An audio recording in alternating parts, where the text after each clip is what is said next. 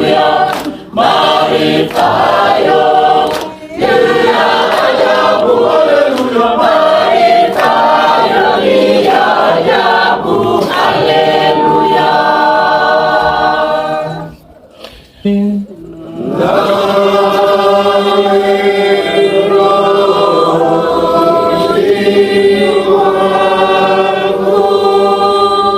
Ndugu zangu, elini ya Pasaka. Kama basi tuketi kwa muda.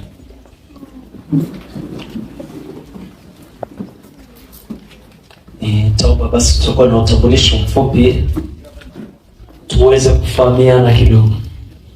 Karibu baba.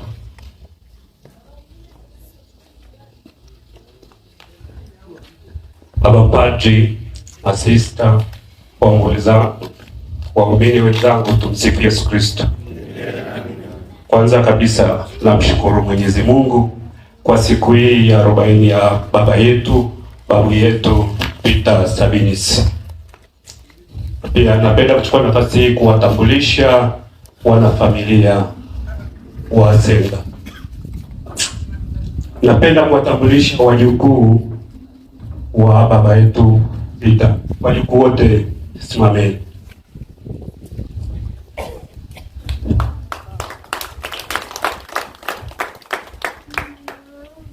Napenda kuwatambulisha watoto wa kaka yake na wengine wote, naomba msimame.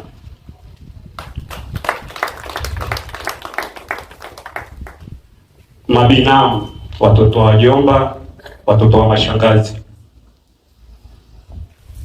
Nafikiri wengi wapo kwenye mishughuliko mingine. Nawatambulisha mashangazi wa marehemu, mashangazi wote na wajomba. Wengi hawajafika, nafikiri wapo njiani. Napenda kutambulisha uwepo wa baba wa kiroho wa Peter, au kwa niaba, nafikiri hawajafika. Na utambulisha wajomba wa kina Mroso, uwepo wa kina Mroso. Napenda kumtambulisha kaka yake na Sabini Sekunde na mke wake. Napenda kutambulisha uwepo wa kaka mkubwa na kaka mdogo Josefu na George.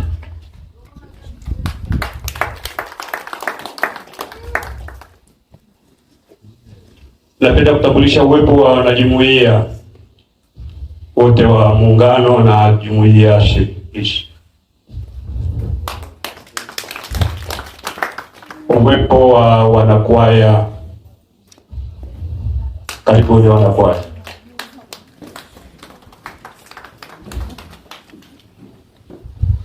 Asante. Mimi ni mtoto wa Padri Asenga ni baba yangu mdogo. Naitwa Kadege Asenga, karibuni. Samahani, nimejitambulisha kabla sijatambulisha ukoo wa Asenga. Naomba uwepo wa ukoo wa Asenga wote.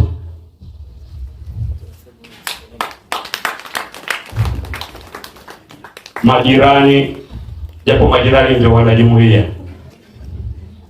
Asanteni, karibuni sana, tuwe pamoja mwanzo hadi mwisho. Mungu akubariki kwa utambulisho mfupi. Nadhani mheshimiwa mapadri, baada ya familia kinasema, lakini kwa heshima yako kubwa tuangalie baba padri wewe au mwenzako ambaye atatupa utambulisho kwa ajili yenu na wageni mlioambatana nao, nasi tuweze kuwatambua pia. Na makundi mengi sana tunaona ambao sio wenyeji. Naomba karibu sana baba. Asante. Bwana Kisa, naomba nisaidie kutambulisha sisi ambao tumekuja kama wageni.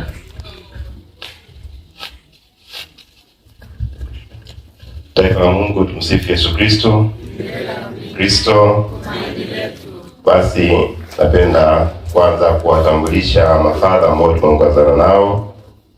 Baba paroko msaidizi Abanas Kioko, huyu baba ndio alikuwa anasaidiana na Padre Senga na ndio amemwachia mikoba, anatuongoza. Asante baba. Tumekuja pia na baba Manyama. Baba karibu.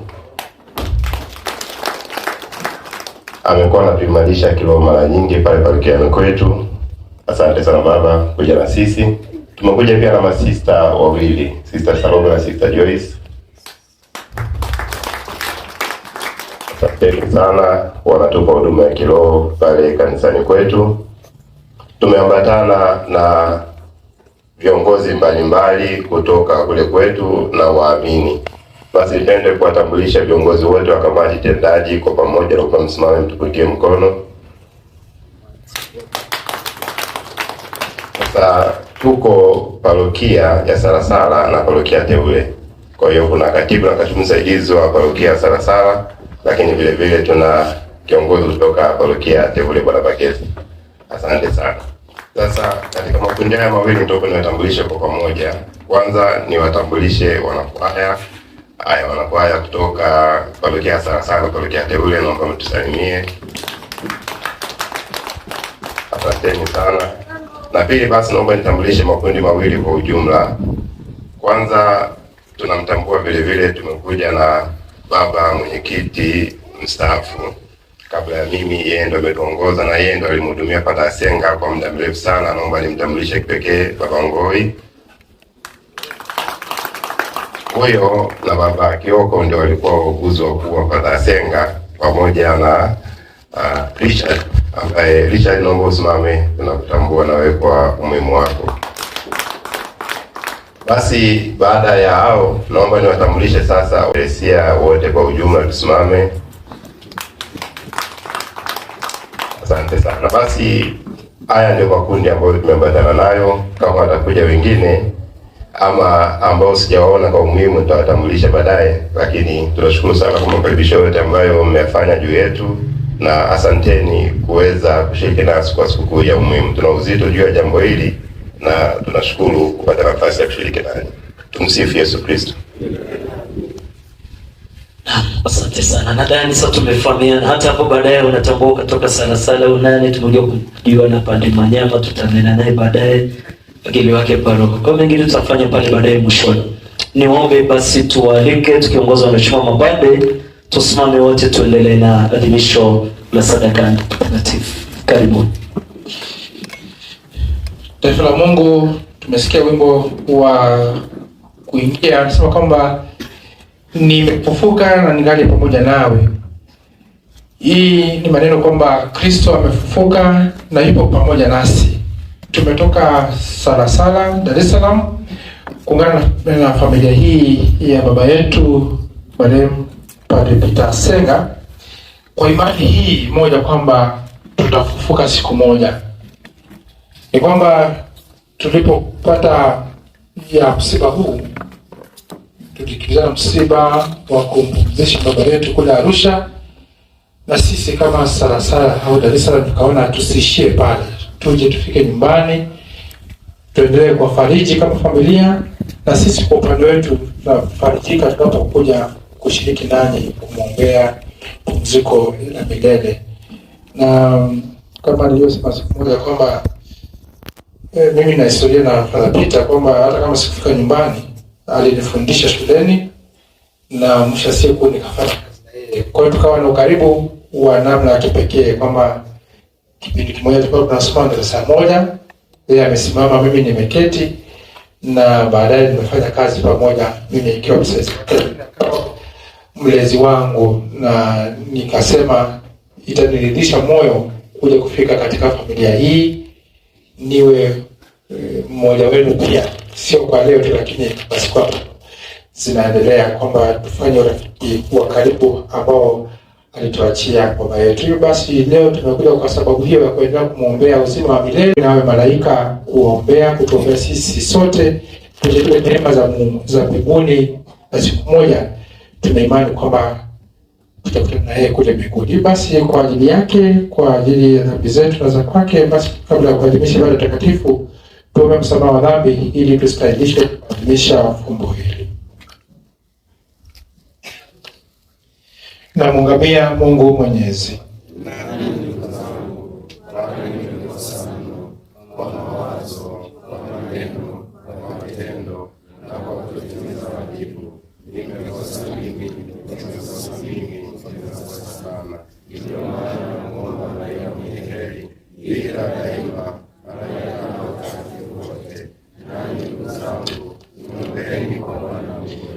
Mwenyezi atuhurumie, asamehe dhambi zetu, atufikishe kwenye uzima wa milele.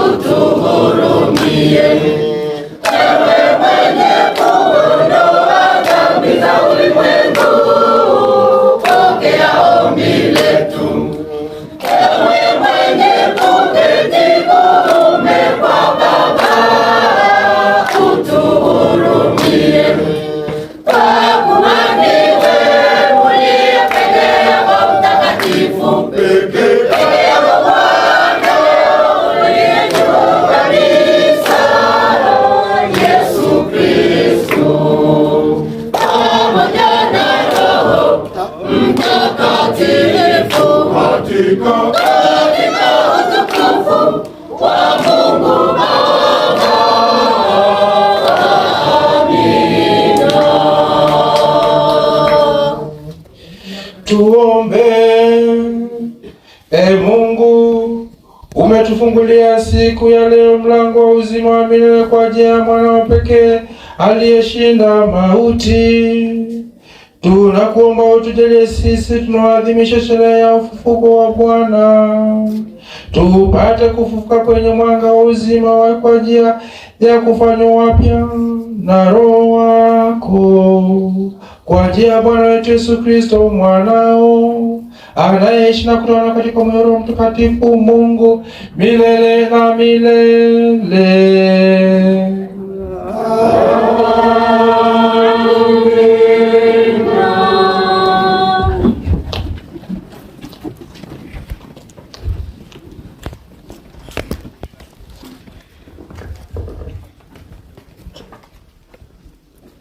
Somo kutoka katika kitabu cha Matendo ya Mitume sura ya 2 mstari wa 36 hadi 41. Petro aliwaambia Wayahudi, nyumba yote ya Israeli na wajue yakini ya kwamba Mungu amemfanya Yesu huyo mliyemsulubisha kuwa Bwana na Kristo. Walipoyasikia haya wakachomwa mioyo yao, wakamwambia Petro na mitume wengine, tutendeje ndugu zetu? Petro akawaambia, tubuni mkabatizwe kila mmoja kwa jina lake Yesu Kristo, mpate ondoleo la dhambi zenu. Nanyi mtakapopokea kipawa cha Roho Mtakatifu, kwa kuwa ahadi hii ni kwa ajili yenu na kwa ajili ya watoto wenu na kwa watu wote walio mbali na wote watakaoitwa na Bwana Mungu wetu wamjie. Akawashuhudia kwa maneno mengine mengi sana na kuwaonya akisema, jiokoeni na kizazi hiki chenye ukahidi. Nao waliolipokea neno lake wakabatizwa, na siku ile wakaongezeka watu wapata 3,000. Neno la Bwana. Tushukuru.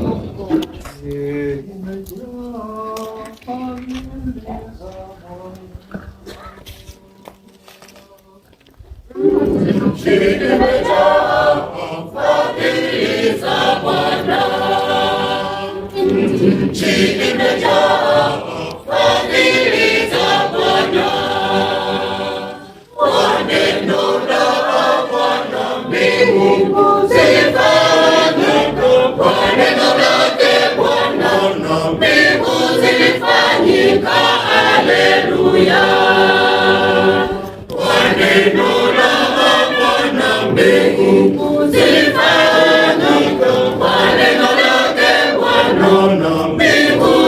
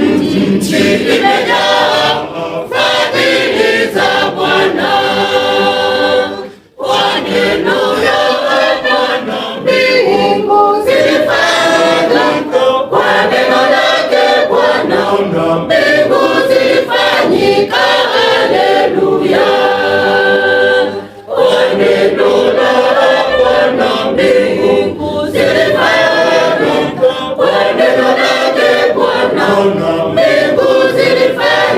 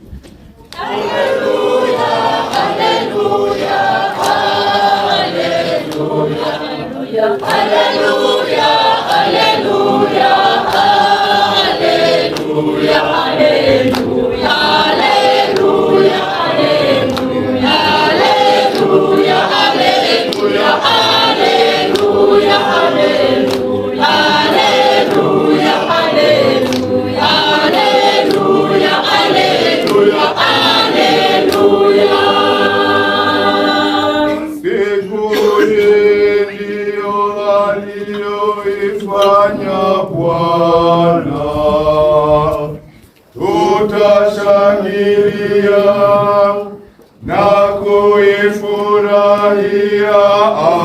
Haleluya, haleluya,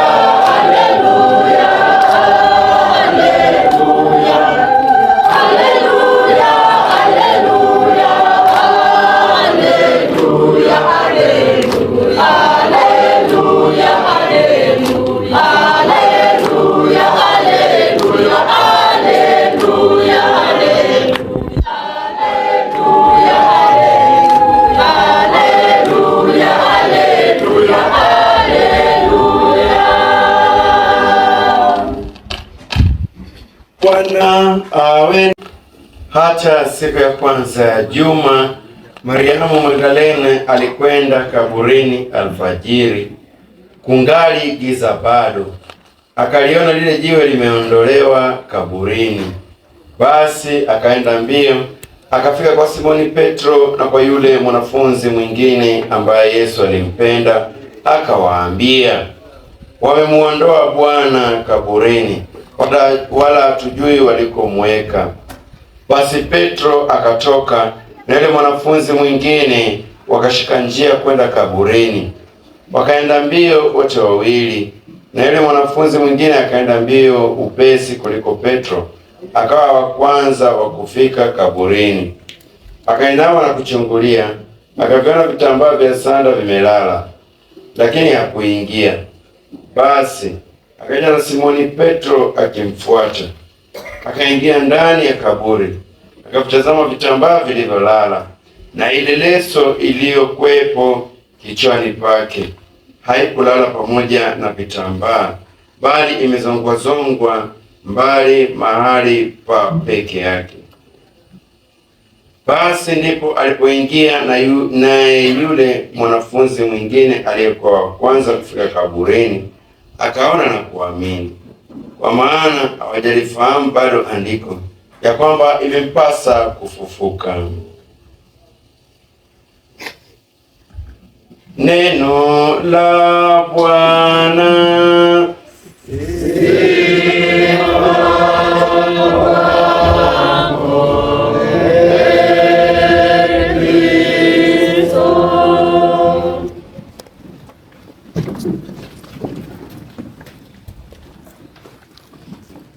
Atukuzwe Baba na Mwana na Roho Mtakatifu.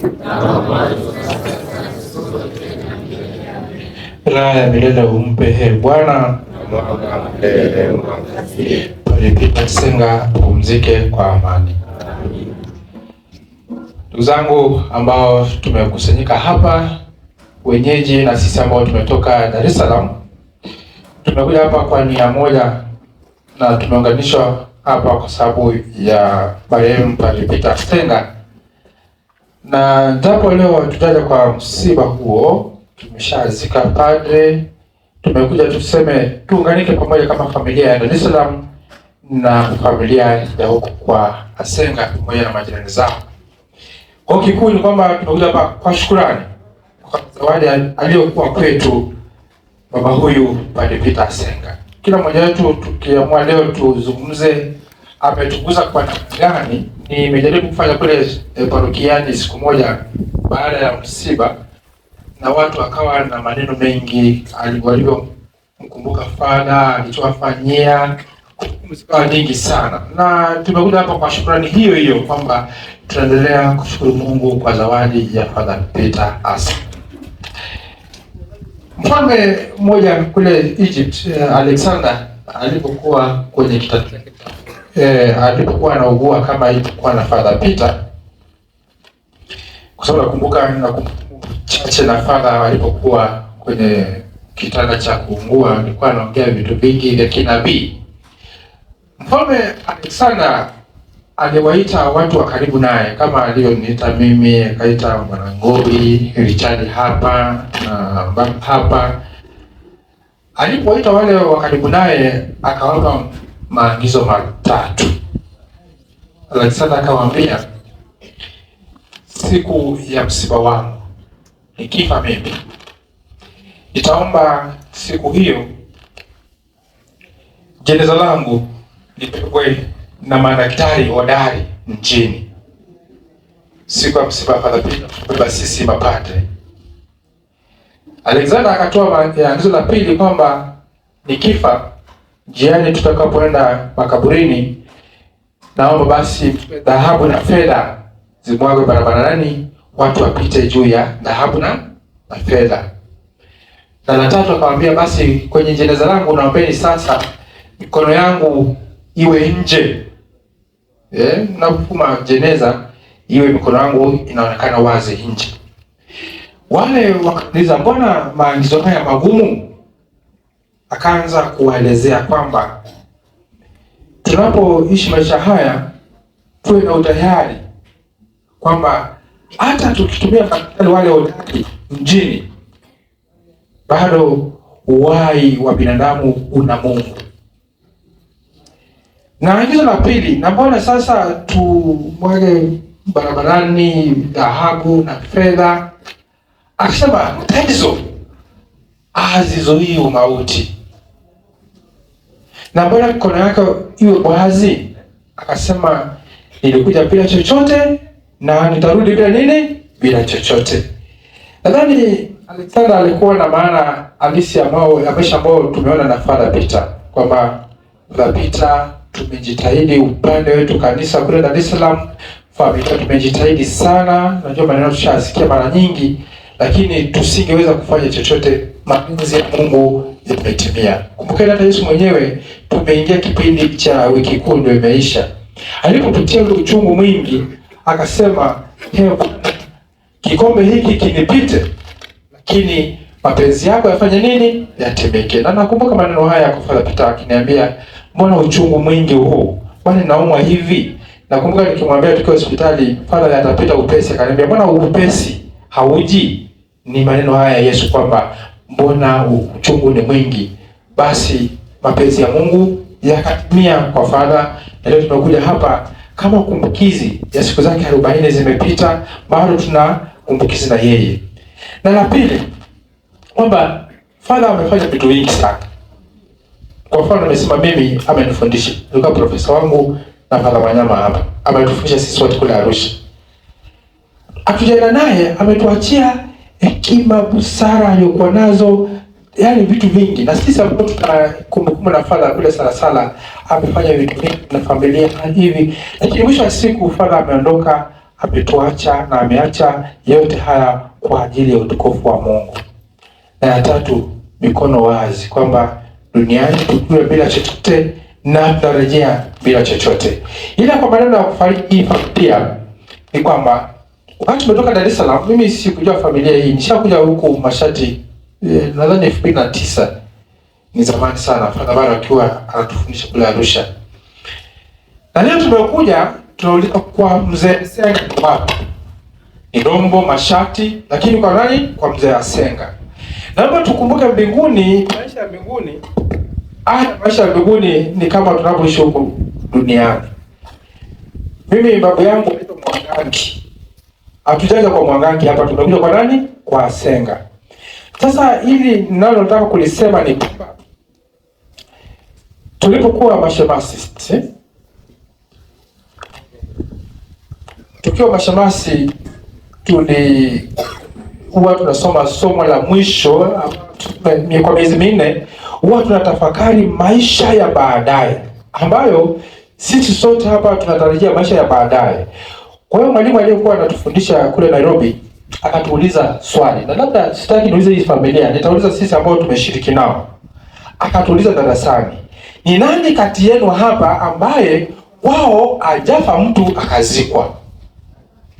Sasa nijua mko darasani na swali limeulizwa, tukaanza kuangaliana.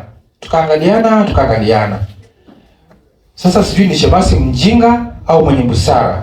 Yeye akanyanyua mkono akasema kwa wafanya nini? Hawajazika mtu. Fadha akamuomba hebu njoo hapa mbele yetu. Ndio lazima tunashangaa. Nyinyi hamjazika mtu yeyote. Hata babu yenu hamjazika. Kwa hiyo akaambia basi apige magoti mbele yetu hapo tumuombee. Na kweli tukafanya hivyo, ndio sisi mashemasi wote tukaanza kumuingia, tukamwekea mikono hapo kwa sababu yeye sijui ana heri ama au hana heri. Lakini akatuambia basi swali ni kwamba kama kwenu hajafa mtu akaenda mbinguni na tukafa, nani atawakaribisha huko mbinguni kama kuna kwa kina Asenga, kuna Rombo na Mashati? Ni kitu cha ajabu sana. Sasa niseme kwamba ni heri sana tunapofiwa. Kwa sababu kama kuna maeneo ya kushika kule mbinguni, kunaye aliyetutangulia akaenda kutushikia sehemu. Simpigie Father Peter makofi kwa tajiri jamani. Najua hamtaki kupiga makofi, lakini kama kuna maeneo huko mbinguni, tuseme tukitoka kule Dar es Salaam tunasema kwamba tunaenda wapi? Moshi. Moshi wapi? Rombo. Rombo wapi? Mashati. Wapi kwa kina nani? Kwa kina Asenga. Mimi ninaposimama hapa niseme nina bahati moja kwamba mimi ni mwanashirika pamoja na Father Peter. Kwa hiyo Peter ameenda kwangu, nimekuwa rafiki wa hii familia. Akishika kule kwa familia kina Peter Asenga kwa sababu mimi ni mmoja wao, huko nitakaribishwa. Akienda shirikani kama kuna neno letu la mapadi wa Holy Ghost, huko nitaingia kule. Kwa hiyo mimi nina heri kwamba mara ngapi? Mara mbili, kwamba amenitangulia ndugu yangu, amenitangulia baba yangu ambaye nikiwa kule sitakuwa na shida. Nitapita hapa, tutakula mtori, tutakunywa pamoja, tunywe mbege pamoja kwa sababu ameshanitangulia mtu wa heri. Kwa hiyo tumekuja hapa ndugu zangu kushukuru Mungu kwa zawadi ya huyu baba kwamba ametutangulia. Na sisi wana Salasala tuna bahati kwamba baba yetu ambaye ametulea miaka 10 ametutangulia. Kwa hiyo tunashukuru kwamba alikuwa zawadi kwetu. Lakini ametuachia changamoto kama familia na kama familia ya Salasala. Kwamba Father alikuwa na misimamo yake, mambo yaende hivi. Nakumbuka tulikuwa shuleni Arusha. Ndugu wetu mmoja ni mpashonisti kama Father Manyama. Unajua vijana ni vijana. Siku moja akasema, akamwambia Father Peter huyu. Sasa Father, can you shed some light on that point? Unajua anamwambia kwamba aelezee ile point. Sasa Father akaenda ukutani akawasha taa. Tumsifu Yesu Kristo. Yaani baada ya kuelezea ile point, kwa ile point akawasha nini? Akawasha taa. Yaani alitaka mahusiano mazuri na nini? Na wanafunzi. Jamaa alielezea baadaye, lakini sisi tukabaki tunacheka jamaa kwamba Father amewasha taa badala ya kuelezea nini ile point. Kwamba alitaka kuishi na vijana maisha mazuri. Na mimi nishukuru Mungu kwamba japo alinifundisha Arusha, lakini niliporudi kutoka Ulaya aliomba sana nje kufanya kazi sana na tumekuwa na uhusiano wa karibu, na nikasema haitaishia Arusha. Ndio nikatafuta watu wa Salasala, tukashauriana, tukasema mara baada ya Pasaka na sisi tuje kusherehekea ushindi huu, kwa sababu Baba ametuacha kipindi cha Kwaresma, sasa ni kipindi cha ufufuko. Kwa hiyo tumekuja hapa kwa furaha kwamba tuna imani kwamba kuna maisha ya baadaye na Peter ametutangulia na kule tutashiriki naye siku yetu ikifika. Basi ndugu zangu, tumesoma masomo ya Pasaka kwamba Kristo alifufuka na hakubaki kule kaburini, hajabaki pale. Tumesikia wamepata jua limeondolewa. Juzi kati usiku tumesikia pia liko pembeni kwamba Kristo hakubaki kaburini, yu hai, yu mzima. Naye Father roho yake ipo mahala salama sana. Kwa hiyo tujifariji kwa maneno kwamba kuna maisha ya baadaye. Father ametutangulia, siku yetu yaja. Swali ni, changamoto ni maandalizi yetu. Watu watasema nini baada ya sisi kufa? Wale ambao tulikuwa Dar es Salaam kwa msiba kule Dar es Salaam, wale ambao tulikuja pale Tegero pale Usa seminari, mlisikia mpaka askofu wa Same akitoa ushuhuda walichokifanya kipindi walikuwa wanafunzi na Father.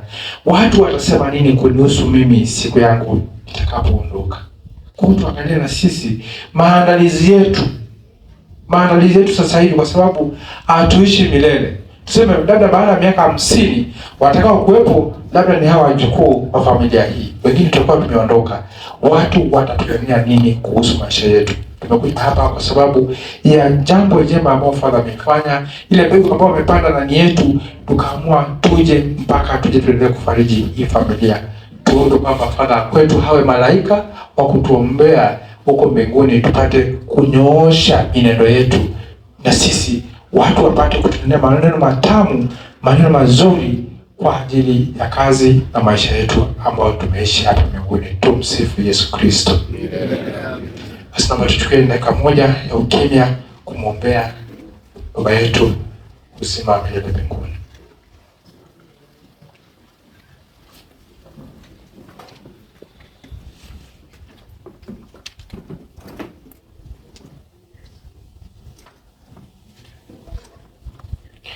Raha ya milele umpe Bwana, apumzike kwa amani.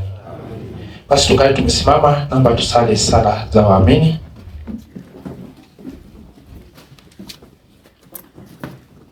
Mungu Baba Mwenyezi, Baba Bwana wetu Yesu Kristo, tunakushukuru siku ya leo tunapoendelea kusherehekea siku kuu ya Pasaka, ufufuko wa Bwana wetu Yesu Kristo. Tunakuomba basi utusikie Roho wako aendelee kutujenga sisi waamini wako ambao tuna imani na ufufuko wa miili, tukiendelea kumwombea baba yetu Peter Asenga uzima wa milele huko mbinguni. Bwana tunakuomba.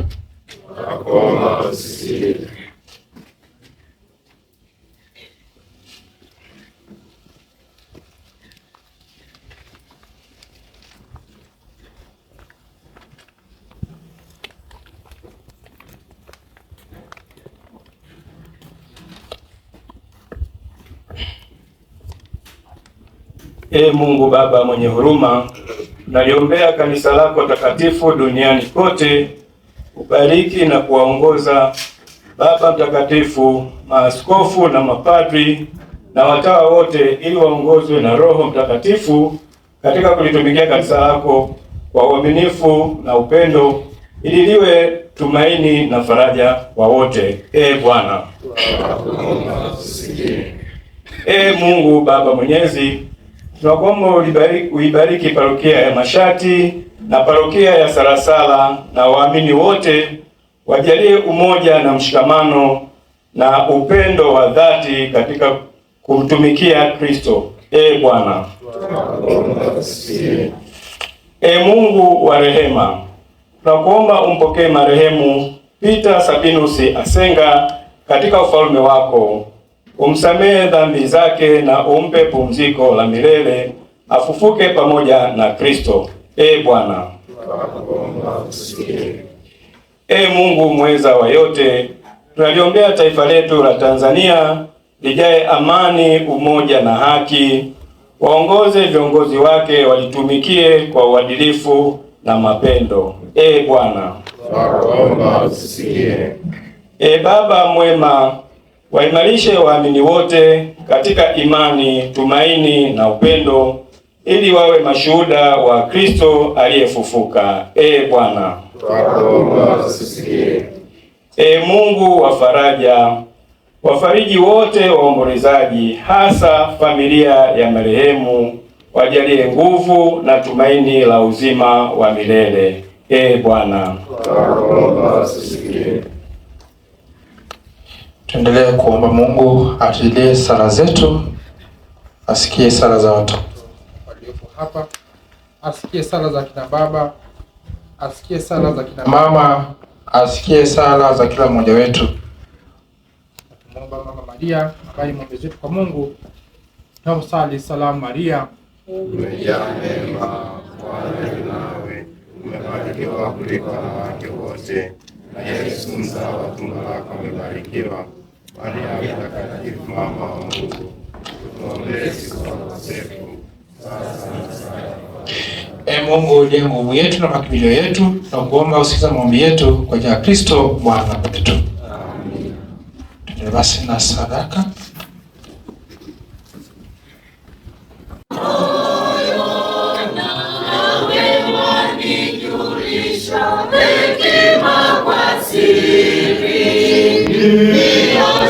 Kabisa na uwangu wangu na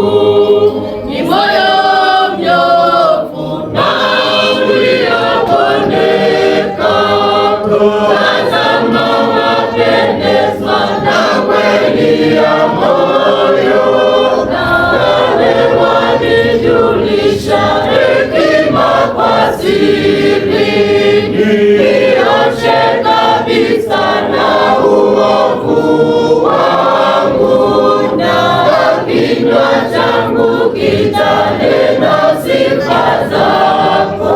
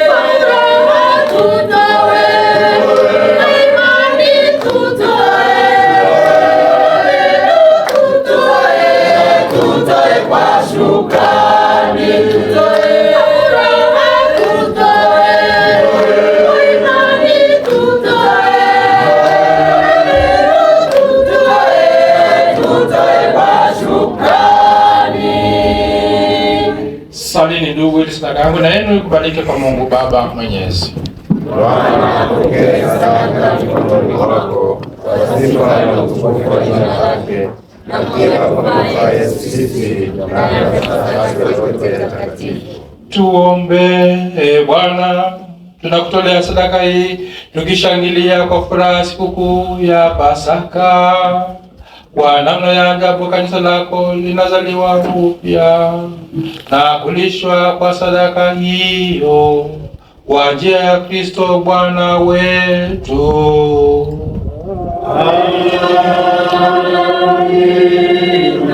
Bwana awe nanyi.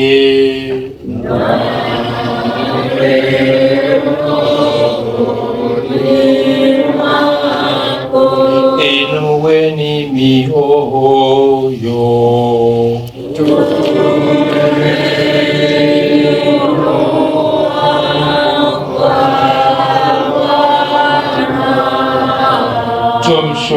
Tumshukuru Bwana Mungu wetu.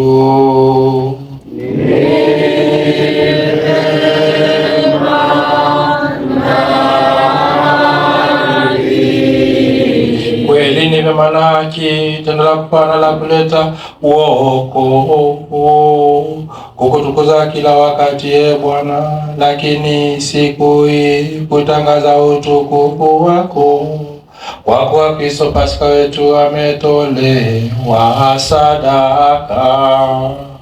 Yeye ndiye mwanakondoo wa kweli aliondoa dhambi za ulimwengu.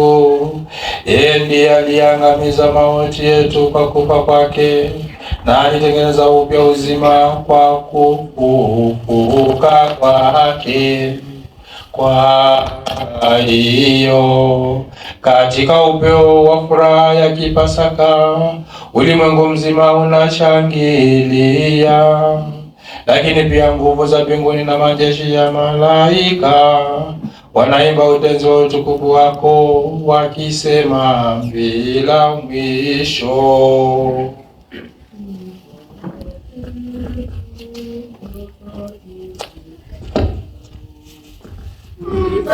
Mtakatifu, mtakatifu, mtakatifu, Bwana Mungu wa majeshi, hosana juu mbinguni. Mbingu na nchi zimejaa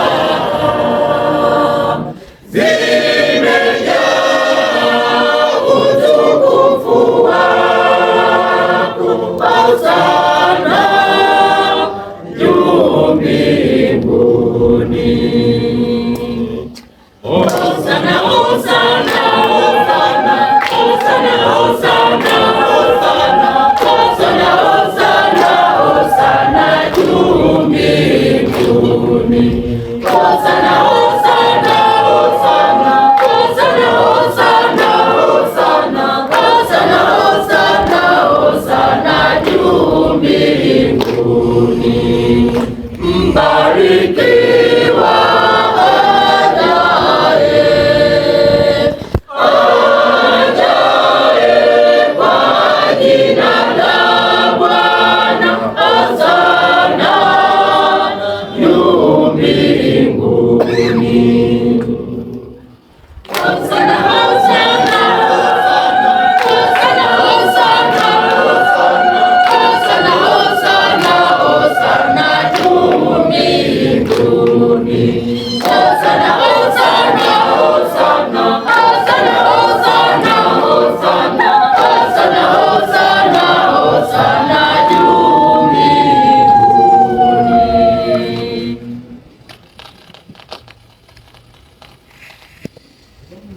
Bwana kweli mtakatifu, na kila kiumbe kilicho mwanawe kinakusifu kwa haki, maana kwa njia ya mwanao Bwana wetu Yesu Kristo na kwa uwezo utendaji wa Roho Mtakatifu tunavitia uzima vitu vyote na kuvitakatifuza, wala uache kusanya watu wako kwako, ili toka mawio ya jua hata macho yake dhambi safi itolewe kwa jina lako. Basi Bwana, tunakusihi kwa unyenyekevu, bali hivi tunatulena ili vitakase, upende kuvitakatifu kwa Roho huyo, ili viwe mwili na damu ya Bwana wetu Yesu Kristo, aliyetuamuru tuadhimishe mafumbo haya.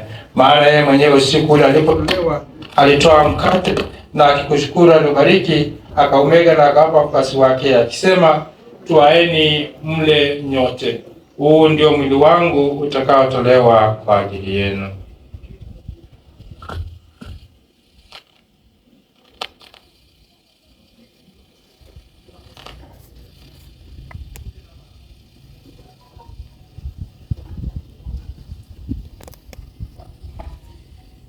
Vivyo hivyo baada ya kula alitoa kikombe na kushukuru tena, aliwapa wafuasi wake akisema, twaeni mnye nyote, hiki ndicho kikombe cha damu yangu, damu ya agano jipya na la milele, itakayomwagika kwa ajili yenu na kwa ajili ya wengi kwa maondoleo ya dhambi. Fanyeni hivi kwa ukumbusho wangu.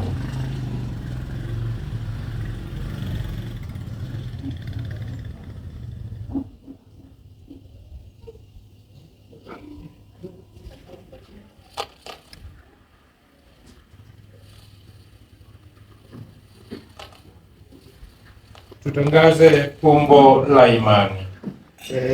Bwana, tunatangaza kifo chako na kutukuza ufufuo wako mpaka utakapokuja.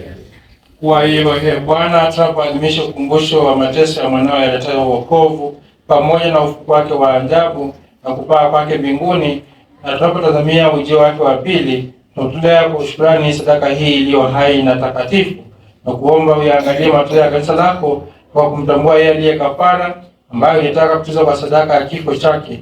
Tujalie sisi tunaotiwa nguvu kwa mwili na damu ya mwanao na kujaza Roho Mtakatifu, tupate kuwa mwili mmoja na roho moja katika Kristo. Yeye atufanye sisi tuwe sadaka timilifu ya milele, ili tuweze kupata urithi pamoja na wateule wako, kwanza kabisa pamoja na Bikira Maria mwenye heri, mama wa Mungu, na Mtakatifu Yosefu mume wake huyo bikira, na mitume wako wenye heri na mashahidi wako watukufu, pamoja na Mtakatifu Agustino na watakatifu wote ambao tunategemea kupata daima msaada wa maombezi yao mbele zako. Na kuomba Bwana, ujalie kafara na upatanisho wetu, alitamani wokovu duniani kote, upende kuliimarisha katika imani na mapendo kanisa lako linalosafiri hapa duniani, pamoja na mtumishi wako Baba Mtakatifu wetu Leo wa 14 na askofu wetu Ludovic Joseph Minde, pamoja na maaskofu wote, wakilaro wote na watu wanaofanya kuwa taifa lako. Usikilize kwa wema sala jamaa hii ulitaka familia yako, Baba uliye mtakatifu, kwa huruma yako, wakusanya kwako na wote waliotawanyika popote duniani.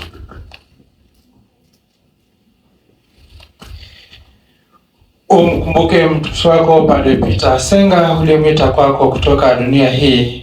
Umjalie kwamba yeye ambaye alishirikishwa kifo cha mwanao kwa ubatizo, hali kadhalika ashiriki ufufuko wake siku ambapo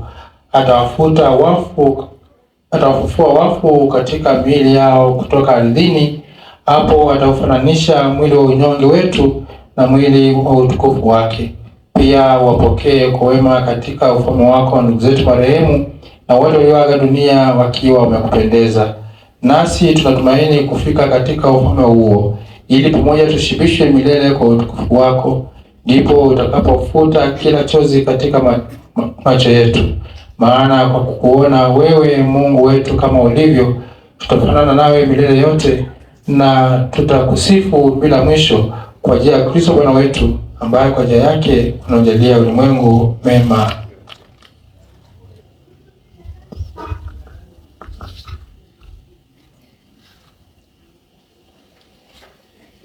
Kwa njia yake na pamoja naye na ndani yake, wewe Mungu Baba Mwenyezi, katika umoja wa Roho Mtakatifu, unapata heshima yote na utukufu milele na milele.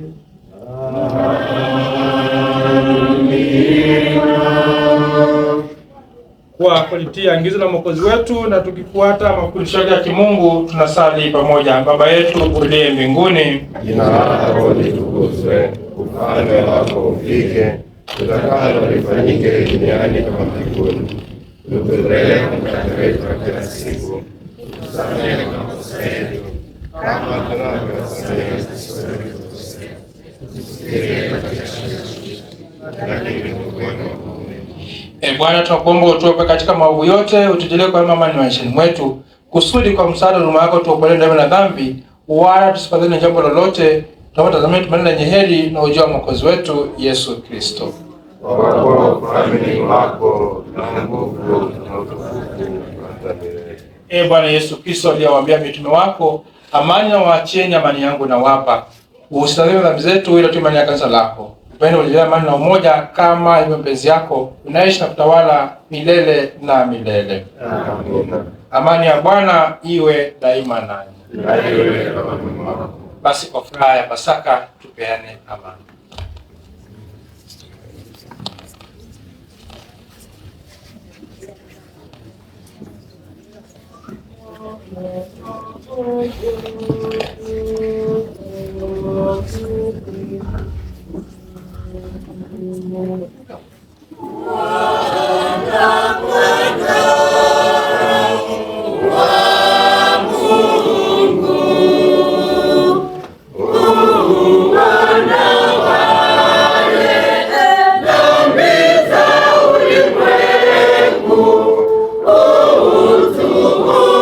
Utuhurumie.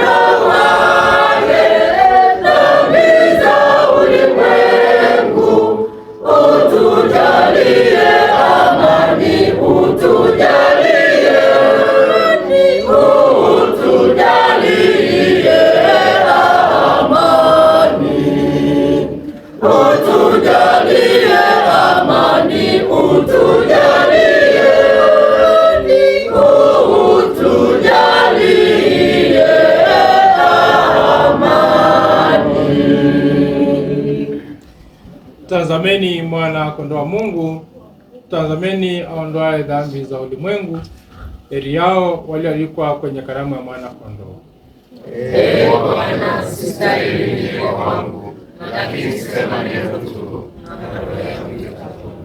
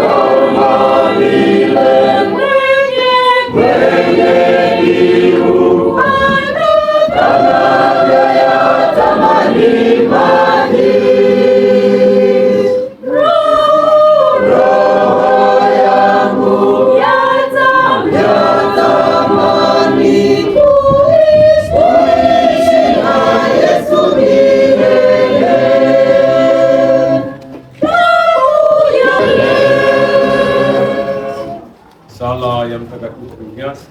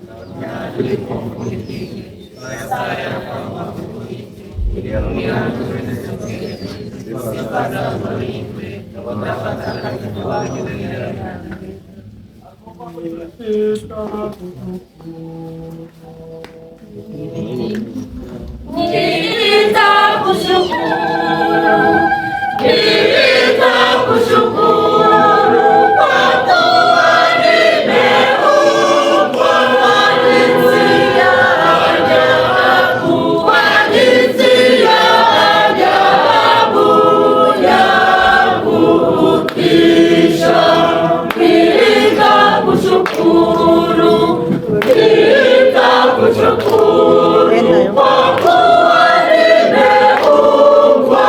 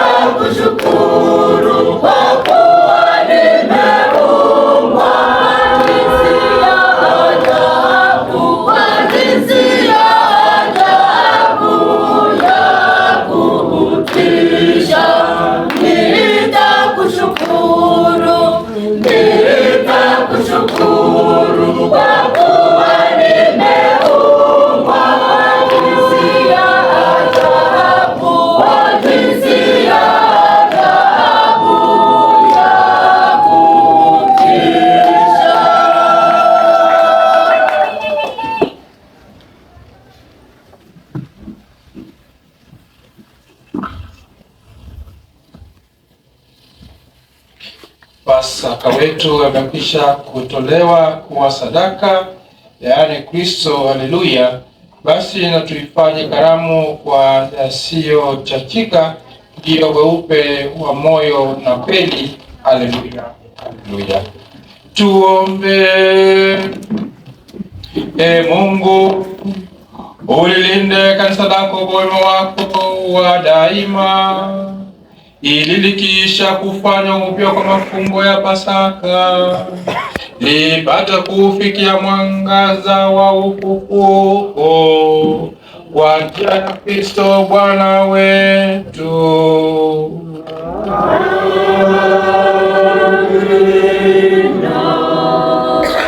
Amba tuketi. Nadhani niko na MC wangu, sijui ameenda wapi, simuoni.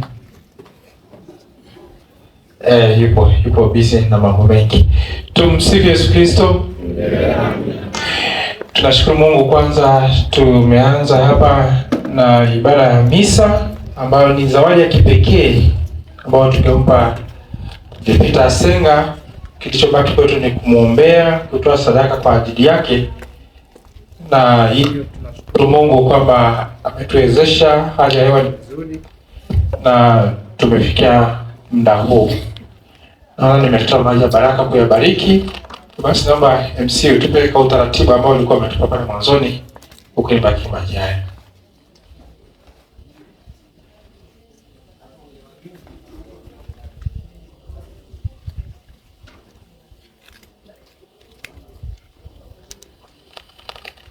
Okay, sawa. Amenipa mamlaka ya kuwa MC.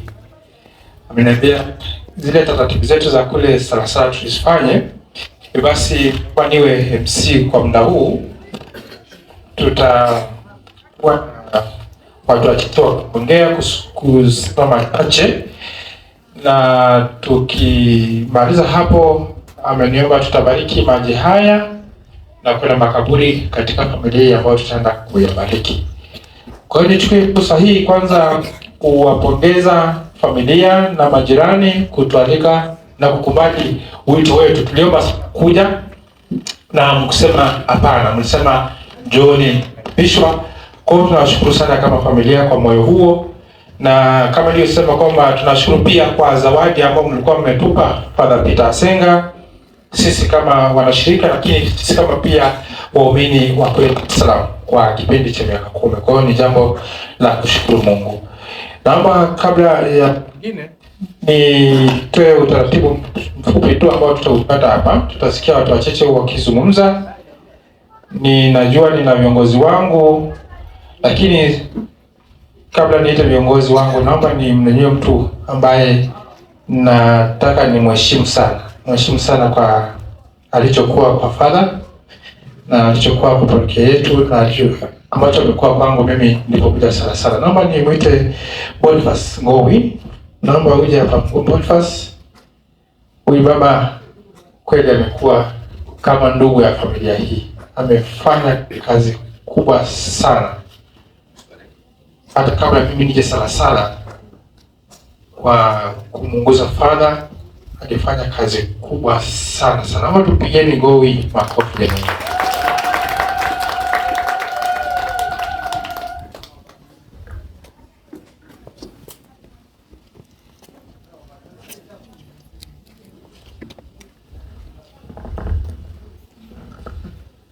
Tumsifu Yesu Kristo. Awali ya yote, napenda kuchukua nafasi hii kumshukuru Mwenyezi Mungu mwenye wingi wa rehema kutuwezesha kufika hapa katika familia hii ya marehemu Peter Sabinus Asenga ambaye alikuwa ni paroko wetu wa parokia Mtakatifu Agustino Salasala.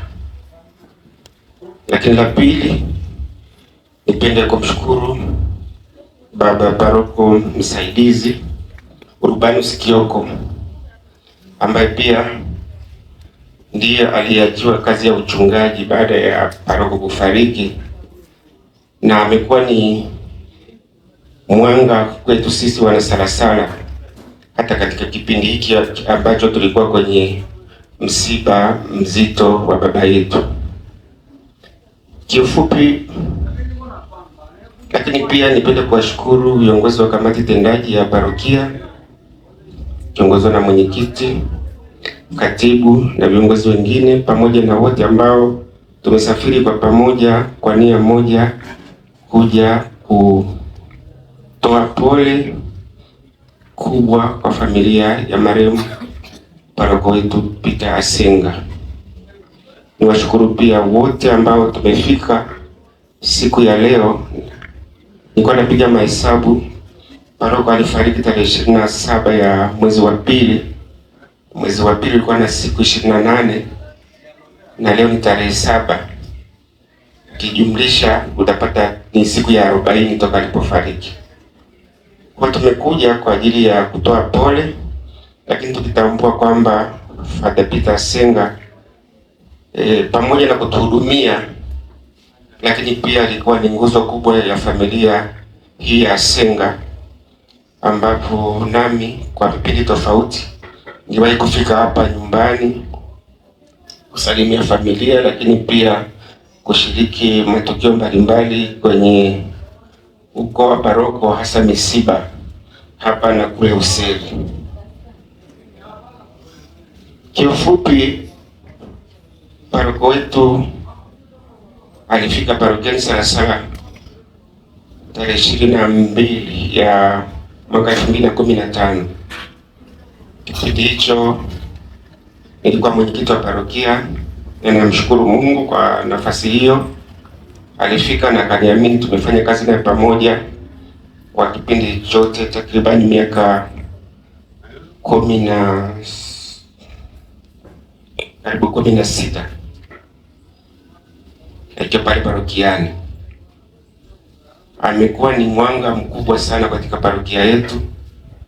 Alifika tukiwa tuna maendeleo kidogo duni, lakini kwa kadri Mwenyezi Mungu alivyomjalia karama mbalimbali ya upole, uongozi pamoja na mshikamano, alitusaidia sana na tulisaidiana naye wana parokia kufanya parokia yetu iwe kama ilivyo kwa sasa hivi kwa wale ambao wamefika Dar es Salaam. Tunapoomboleza kifo chake, lakini pia tunamshukuru Mungu kwa sababu maandiko yanasema kila binadamu aliyezaliwa na mwanamke lazima atakufa, siku moja atakufa. Kama alivyosema paroko msaidizi, sisi tulikuwa na matumaini makubwa sana kwamba tungeendelea kuwa naye. Tulihangaika katika kipindi chote cha ugonjwa wake toka alipoanza kuugua mwaka 2023 alipoenda India, lakini pia alipokuwa pale parokiani, alipokuja Father Kioko na mapadi wengine pamoja na waamini. Kusema kweli, tulijitahidi kwa kadri ya uwezo wetu kwa hali na mali kuhakikisha kwamba tunamsaidia katika ile changamoto ambayo alikuwa nayo, tukiamini tutaendelea kuwa nayo, lakini Mungu alimpenda zaidi. Na hiyo ndio njia kila mmoja wetu, kwamba pamoja na yote tutakayofanya, lakini siku ambayo Mungu akipenda kutuita, basi ifika, imefika. Kwa hiyo hatujutii, ila tunaendelea kumshukuru Mwenyezi Mungu kwa yote ambayo aliyofanya kwetu sisi, kwenye familia, kwa taifa na dunia kwa ujumla, kwa sababu alifanya kazi ndani ya Tanzania, ndani ya Jumuiya ya Afrika Mashariki, Uganda, lakini pia Uingereza na sehemu zingine. Kwa hiyo kikubwa ni kuendelea kumwombea Mwenyezi Mungu amlaze mahali pema peponi, ampumzishe kwenye raha milele, lakini pia kuendelea kuiombea familia hii, kaka wa marehemu, mke wake, watoto na familia yote, kuombea jumuiya hii, parokia hii na wote ambao walioguswa na msiba huu wa paroko wetu marehemu Peter Asenga. Raha ya milele umpe Bwana, apumzike kwa amani. Asante sana.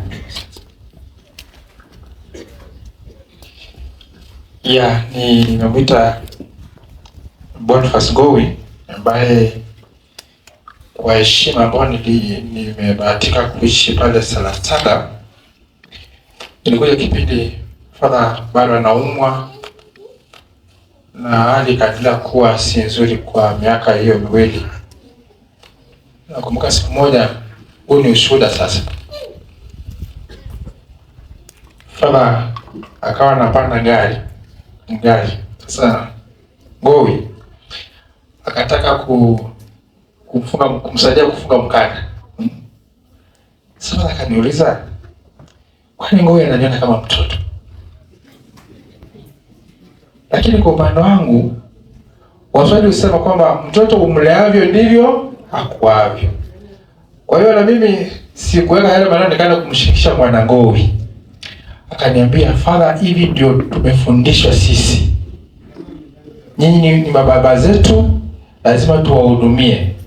Nikajitafakari nikasema, hivi na mimi nitahudumiwa vivi hivi? Tumsifu Yesu Kristo.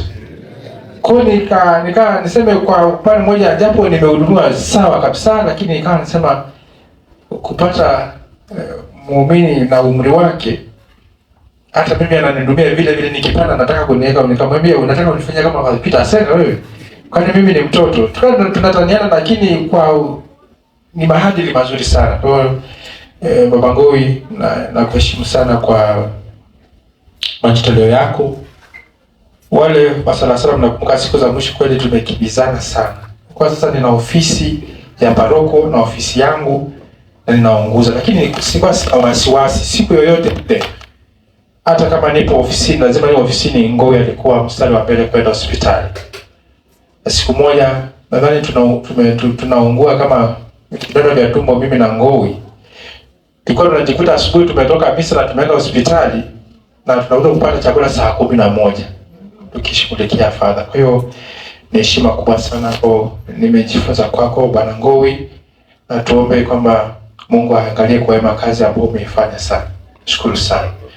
Basi nimwalike mwenyekiti Bwana Kiza utambulishe kamati yako na tulichokuja nacho basi kwa ajili ya kuwafariji familia hii. Basi tupe taratibu ya jambo hili.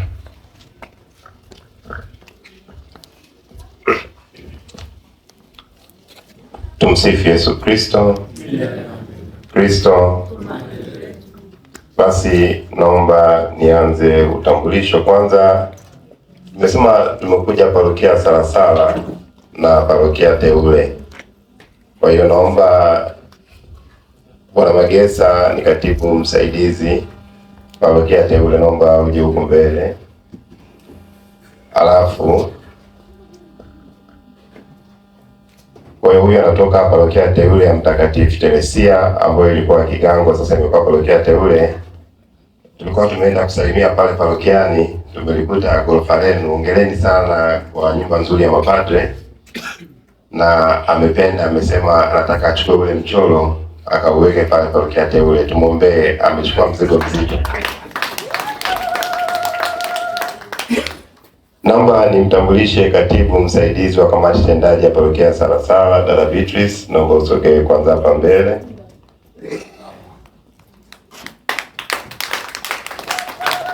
Naomba vile vile nimtambulishe katibu mkuu, katibu Baba Paulo Nyaruke. Karibu usogee mbele pia.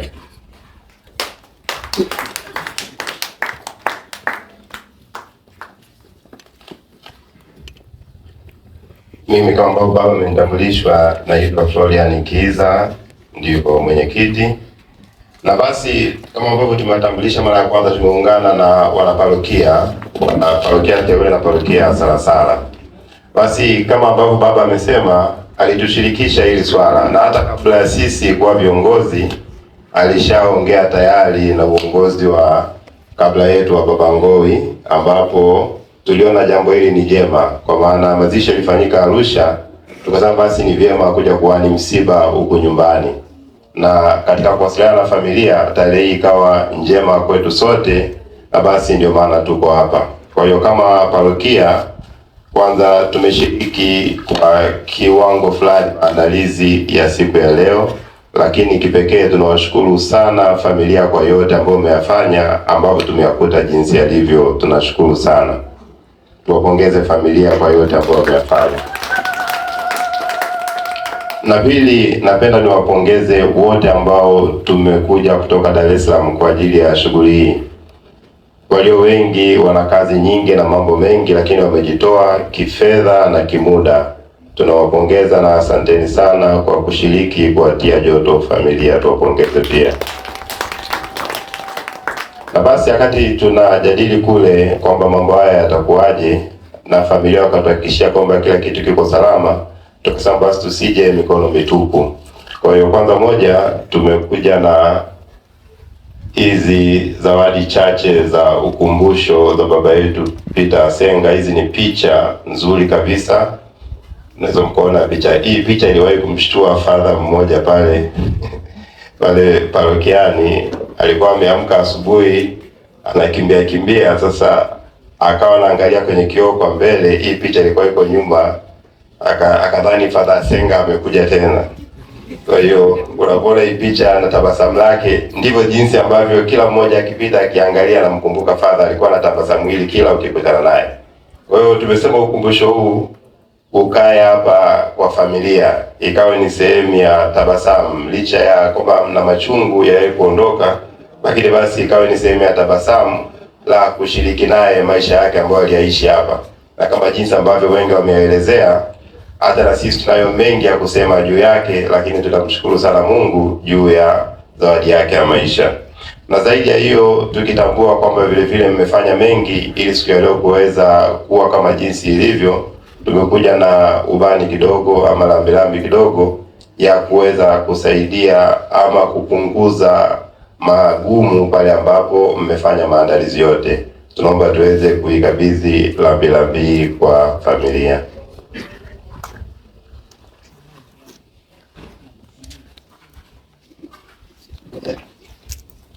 Baba, tunaomba utusaidie kuja kukabidhi.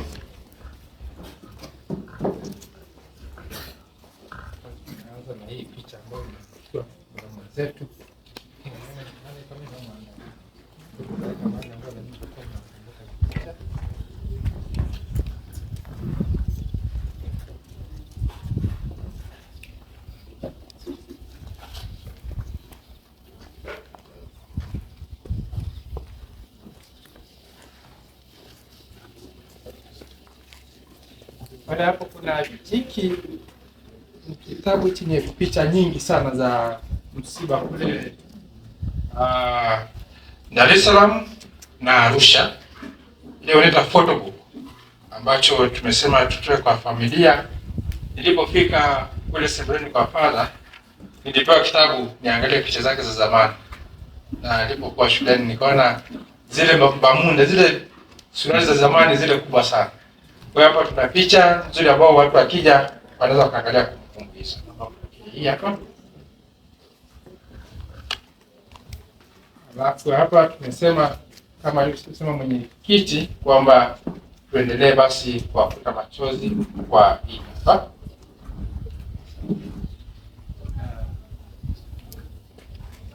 Kabla hiyo kuna nyingine ya mwisho hapa.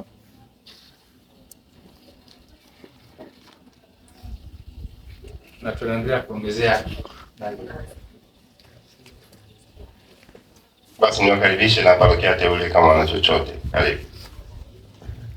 Tumsifu Yesu Kristo. Ndugu mapadre, masista, familia, ndugu jamaa na marafiki, wanakwaya, majirani na wote ambao wamefika hapa kwa ajili ya siku hii muhimu ya mpendwa wetu, siku ya shukrani kwa Baba Peter Sabinus Asenga. Kama ambavyo nimeshatambulishwa na mwenyekiti wa halmashauri ya walei parokia Mtakatifu Agostino, basi naomba na mimi niseme jambo fupi kwenu ninyi. Yamesemwa mambo mengi sana ambayo nisingependa kuyarudia. Mwenyekiti wetu mstaafu Mr. Ngoi ametoa historia fupi ya Baba Peter Asenga ambapo nisingependa kuongeza chochote hapo, kwa sababu kipindi hicho akiwa kama mwenyekiti wa parokia, nasi huku tulikuwa ni chini yake, tulikuwa tunatengeneza halmashauri akiwa yeye ni mkuu wetu. Kwa hiyo neno lolote alilolisema yeye amewakilisha parokia mama na parokia teule. Yapo mambo mawili napenda niongee. Jambo la kwanza ambalo napenda kuliongea ni kuhusiana na msiba wa Baba Asenga. Leo Baba Asenga hatuko naye, lakini ni fundisho kwetu. Kila mmoja aliyeko hapa duniani yupo kwa makusudi ya Mungu. Siku Mungu akiamua kukuchukua baada ya kumaliza kazi yake, basi ni vyema kwa umejiandaa. Kwa hiyo funzo la kwanza ambalo tunalipata hapa leo ni sisi kujiandaa. Tujiandae kwa kutenda mema na kufanya yale ambayo yanatupaswa kuyatenda kwa mapenzi ya Mungu, ili siku tarehe yetu ikifika, basi tuweze kuona ufalme wa mbingu. Jambo la pili ni shukrani. Baba Asenga amepata shukrani nyingi sana kwa mengi ambayo ameyafanya kwa kipindi chote cha utume wake. Kwa parokia teule ya Mtakatifu Teresia mtoto Yesu, yapo mengi sana ambayo ningeanza kuyataja hapa, naweza nikaelezea mpaka saa 12.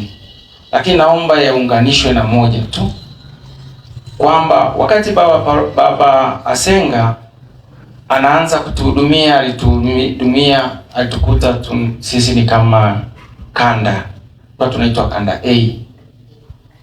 Akatulea kutoka kwenye kanda, akatupandisha kutupeleka kwenye kigango. Hatimaye tumetoka kwenye kigango, umauti unamkuta ametuacha tukiwa kwenye parokia teule. Alitulea kwa kila namna, kiroho na kimwili, na hadi hivi sasa anaiacha historia parokia teule ya Mtakatifu Teresia mtoto Yesu Kilima ya Wajuu, ambayo Mungu akipenda itatangazwa kuwa parokia. Kwetu hili ni jambo kubwa ambalo ametuachia, na sisi wana Teresia tutaendelea kumwombea kila siku, na tunaamini huko aliko atapokea hasara zetu. Ujio wangu hapa kama ambavyo parokia mama imefanya, basi na mimi naomba niunge mkono kwa kidogo ambacho tumekuja nacho. Huwezi ukawa sawa na mama lakini mtoto, lakini na yeye ni lazima atambue kwamba kuna wazazi.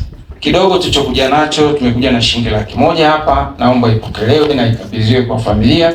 Ni kidogo, lakini naamini kitasaidia maandalizi yaliyotumika hapa, na gharama zote itapunguza kwa namna fulani.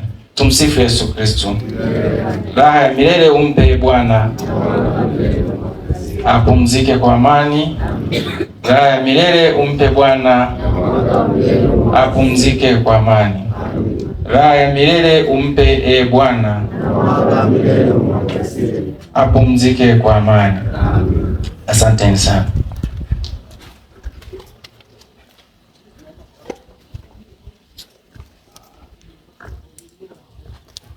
Basi niwaombe katibu msaidizi na katibu nao waongee machache kabla ya kushuka hapa chini. Karibu. Tumsifu Yesu Kristo. Basi mengi yameshasemwa, ila niseme tu tunaendelea kushukuru kwa maisha ya Padre Peter Asenga. Tuliishi naye vizuri, alikuwa na upendo, alikuwa hodari, alikuwa mchapakazi, lakini alikuwa mnyenyekevu. Alitutembelea majumbani, huduma yake ilikuwa ya ofisini tu, na wakati mwingine kwa tunakosa muda wa kwenda ofisini, lakini unaweza ukamtumia message, ukamtumia nia ya misa na akafanya. Alijitahidi kwa kupatikana kwa namna yoyote. Kwa kweli mimi naendelea kumshukuru Mungu, nishukuru familia, na nasema tu tuendelee kumwombea pumziko la amani. Tumsifu Yesu Kristo. Tumsifu Yesu Kristo. Basi na mimi niungane tu. Tumeshasikia baba paroko msaidizi ameshaongea. Tumesikia pia mwenyekiti mstaafu Boniface Ngoi pia ameongea mengi.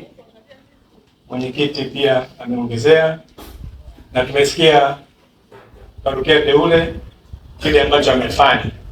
Labda mimi ni moja tu kuomba tudumishe kile ambacho tumekisikia.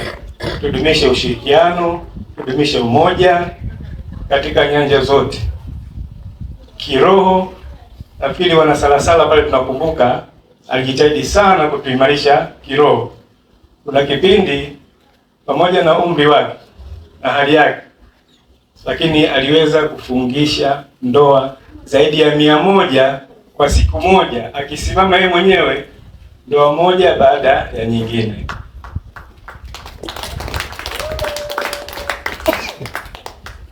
Mbali ya mambo ya kiroho pia yametajwa maendeleo mengi sana ambayo tumeyaona katika kipindi hicho cha takriban zaidi ya miaka 10. Maendeleo ambayo tumeyaona pale, ununuaji wa viwanja na ujenzi wa kanisa kubwa tunalo pale, ujenzi wa nyumba ya mapadri na vingine vingi ambavyo vinaendelea. Kwa hiyo hivyo vyote ambavyo tumevisikia, basi tuendelee kudumisha hivyo ambavyo amefanya. Raha ya milele umpe Bwana, apumzike kwa amani. Basi nawashukuru sana ndugu viongozi, na kwa viongozi hao kuongea wamewakilisha wengi. Bila shaka wote kwa namna moja ama nyingine tunajua mengi, na kama ambavyo tumeendelea kusema ama kuomba, tuendelee kumwombea baba yetu pumziko la milele, na kama alivyosema baba, yamkini tukakutana naye huko, ukiacha hii ya Rombo, na sisi wana Salasala kwa ametuandalia kasehemu huko mbinguni juu ambapo tutashiriki na kuendelea. Sasa sijui leo zinaweza zikala nyama ya mbuzi, kama zinaweza basi yamkini ataendelea kuiandaa na kama jinsi ambavyo alikuwa anatuandalia hapa. Raha ya milele umpe Bwana, apumzike kwa amani. Raha ya milele umpe yeye na marehemu wote Bwana, apumzike kwa amani. Asanteni sana.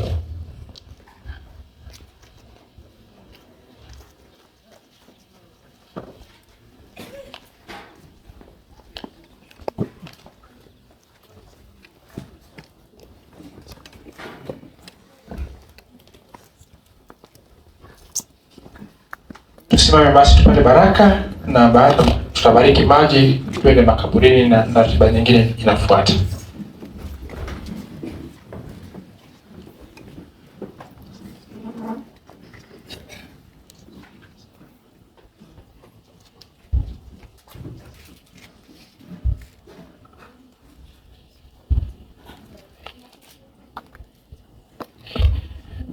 Bwana awe nanyi.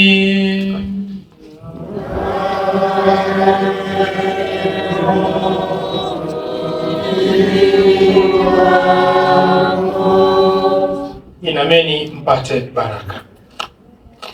Mungu Mwenyezi awabariki tunapoadhimisha siku hii ya Pasaka, na kwa rehema yake awakinge na kila shambulio la dhambi.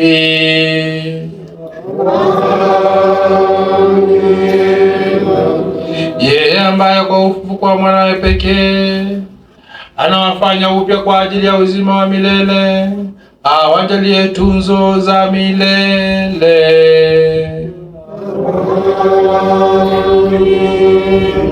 Nanyi mnaadhimisha furaha za sikukuu ya Pasaka, baada ya kumaliza siku za mateso ya Bwana, mjaliwe kufikishwa kwa moyo mchangamfu kwenye ile sherehe ya furaha isiyo na mwisho.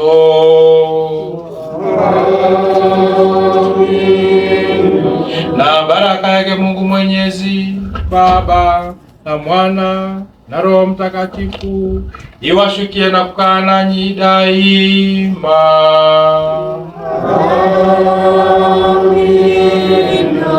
Endeni na amani. Haleluya, haleluya.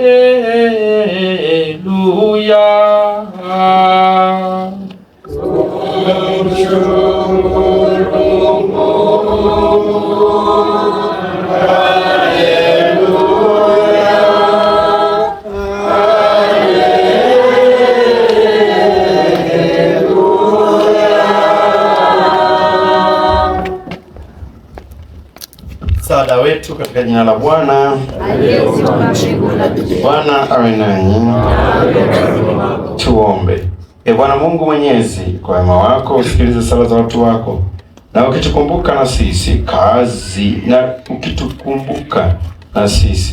kazi ya ajabu ya kuumbwa kwetu na hasa ya kukombolewa kwetu kwa ajabu zaidi, upende kuyabariki maji haya wewe umeyaumba ili yatupatie nguvu na kutuburudisha, yatuletee faraja na usafi kwa miili yetu. Umefanya maji yawe pia chombo cha huruma yako, maana kwa njia yake ulifuta utumwa wa taifa lako. Ulizima kiu yao jangwani, na kwa njia manabii walitangaza agano jipya ambalo baadaye ungelianzisha na wanadamu. Kwa njia yake hatimaye ambayo Kristo aliyatakasa katika Yordani, umeusafisha ubaya wa dhambi zetu katika kisima cha uzima mpya. Kwa hiyo maji haya yawe kwetu kumbukumbu ya ubatizo tuliopata, na utujalie tushiriki furaha pamoja na ndugu zetu waliobatizwa Pasaka hii kwa njia ya Kristo Bwana wetu. Mungu kwa wema wako kwa unyenyekevu tunakuomba, bariki chumvi hii uliompa mwenye zamani Mabura Bi Elisha atie chumvi na maji kusudi asilete vifo na sasa mapoza. Nakuomba Bwana, kila mara atakaponyunyiza maji takachanganya chumvi atujikie daima, ili tulindwe Roho Mtakatifu. Tunaomba kwa njia ya Kristo Bwana wetu. Amen.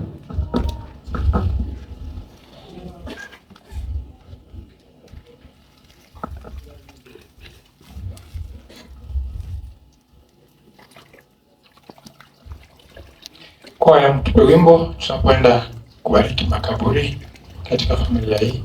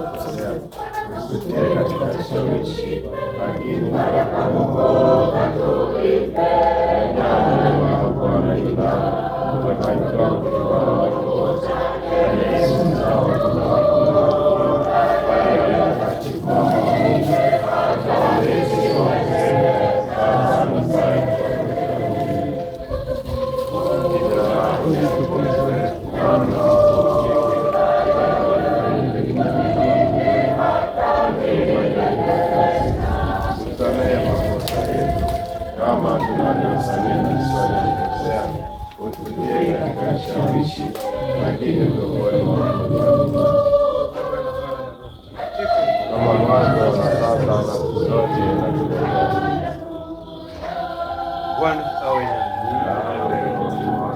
Awabariki Mungu Mwenyezi, Baba, Mwana na Roho Mtakatifu.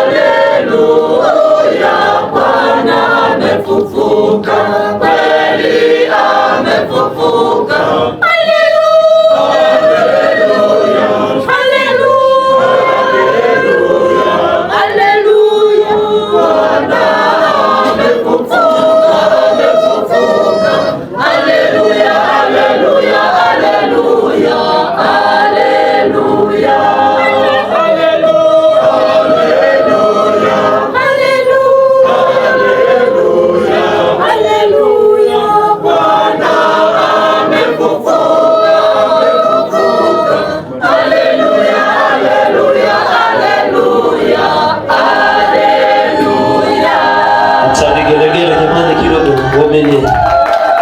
Asante. Hongereni sana kwa ifanana na ile haleluya kuu. Kidogo ingekuwa kama ile haleluya kuu. Na patikana na kwaya.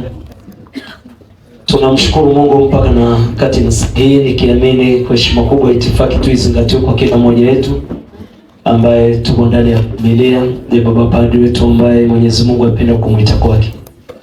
Ratiba inayofuata wapendwa, iliyobaki baada ya kuimarishwa kwa neno, chakula kile cha kiroho, wapendwa walioshiriki, bado kipo kile kwa ajili ya miili yetu. Sasa kabla ya hayo yote, ni vyema familia kina Asenga tena tutakuwa na neno la kushukuru. Mwishoni Mheshimiwa Mapadri tena tawalika kwa ajili ya baraka mapaji tukayotumia, alafu tutapeana utaratibu tutakaa wapi tuweze kuyashiriki. Kwa niombe yule msemaji wa familia kina Asenga, karibu kwa ajili ya neno la shukrani. Karibu sana. Na anahitaji maji ya baraka yapo. Kwa taangalia tu chupa iliyo nzuri, njoo tutakupa. Kuna ambao wameshaanza kuniulizia. Asante. Asante MC. Tumsifu Yesu Kristo. Napenda kuchukua nafasi hii kwa niaba ya familia ya Asenga kutoa shukrani ya pekee na ya dhati kabisa kwa wale wote waliosafiri kutoka Dar es Salaam, hasa wana Salasala, viongozi na wengine wote waliojitolea na kuja kutufariji siku hii ya leo. Pia napenda kutoa shukrani kwa ubani kutoka parokia ya Salasala na pia kutoka parokia Teule. Tunashukuru sana kwa rambirambi zenu, na pia bila kusahau SACCOS. Tunawashukuru sana kwa kweli kwa moyo wenu wa kujitolea. Mungu awabariki na akawazidishie mlikotoa, na Mungu azidi kuwapa moyo wa ukunjufu. Kwa kweli mmeonyesha jinsi gani mnavyojali na mlivyokuwa mnamjali Father Peter baba yetu. Asanteni sana. Hatuna cha kuwalipa, bali Mwenyezi Mungu atawalipa. Na washukuru sana baba padri wote mlioshiriki. Mungu awajalie sana. Masista na wengine wote wenye moyo safi, karibuni sana. Tumsifu Yesu Kristo. Shukuru sana msemaji wa familia. Na kwa wakati huu wapendwa, familia Father Asenga kwa jinsi alivyokuwa naishi na wapendwa na ukoo, ndugu zake, kanisa dogo la Kristo, majirani, tumaalikwa wote na familia, tutapata huduma ya chakula na hata kinywaji pia. Ila utaratibu utakuwa kama ifuatavyo. Nilielekezwa na familia na ile kamati ya kwamba wale wenzetu wapendwa kutokea Dar es Salaam kule Salasala, ile parokiani na ile parokia Teule, wapendwa wetu wa SACCOS, nikiamini wote nimeambiwa tutapanda juu hapa. Hii meza ibada itatolewa katika ile utaratibu mzuri, na sitaupangia viti mzunguko hapa. Katikati tutabaki kiwanja kidogo, maandaliwa mtakuja mtakao wote eneo la juu hapa tupaadhimishia ibada. Nikaelekezwa ndugu zetu kanisa dogo la Kristo, nikaelekezwa kwamba jumuiya muungano wote wana ukoo na wapendwa wengine wote tunabaki hapa chini kama tulivyo. Tutashiriki mapaji chini bondeni hapo wote. Hatumakaribisha tu kwa sababu pia wanarudi jijini Dar es Salaam, na tukiangalia ndio ibada imeanza mapema, wapate muda wa kushiriki chochote, wataanza tena safari baadaye. Kwa sisi wengine tutatulia, wakimaliza huduma pengine juu, tutaendelea kuwakaribisha wengine kwenye buffet waweze kupata na huduma ya chakula.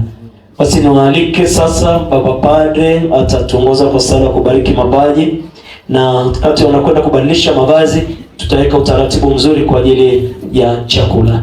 Niwaalike tusimame wote.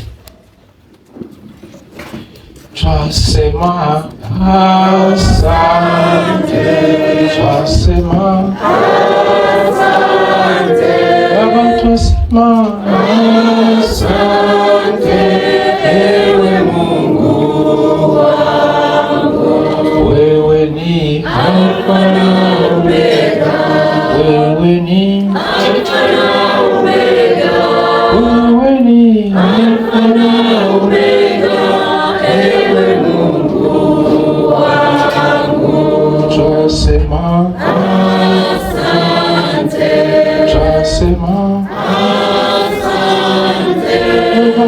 twasema asante ewe Mungu wangu. Mungu Mwenyezi wa milele, tunakushukuru kwa kutujalia chakula cha kiroho. Umetulisha neno lako na umetulisha na mwili na damu ya mwanao aliyefufuka. Tunaomba basi ubariki mapaji ambayo yameandaliwa kwa ajili ya miili yetu, tunapoenda kuyashiriki tupate nguvu za kutumikia vyema. Amina. Kwa jina la Baba na la Mwana na la Roho Mtakatifu. Basi niwatakieni mlo mwema na